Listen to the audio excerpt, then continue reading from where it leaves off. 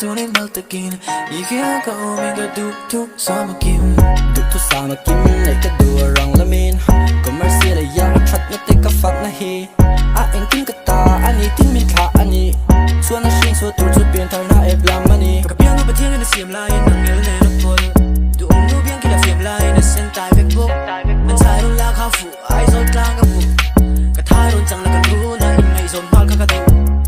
ta na par to tu ling kai yang ka be ni tin la siam a khal no mo na te nei si kim ka ta ni ya ti ka se tling di ki in se min fiam chen ro ti pon zo nei min ti kia min so to na ka ling thei lo en te va va cha piang no vin con ko min mel rum chu na thung te ka tha de la ga pa du ram no la ga noi lo na ne ga mang ngai na te sa da ga tan tu ni tu ni ga len ka yen fa ne na ne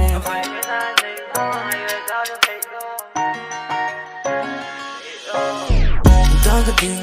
overthink dang ka ding di mo na kin ni om lo bang chim ba la gin di om lo bang boy te na ki ha chu ni lo te kin di ki ha ka om min ka Duhthusam kim dang ka ding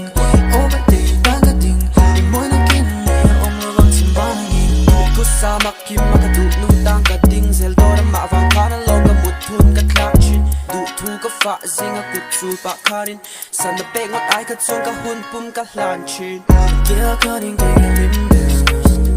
ngai che trang e yellow baby om so ni ma na va min de lung ni tum so nge cha leng dang tam ma se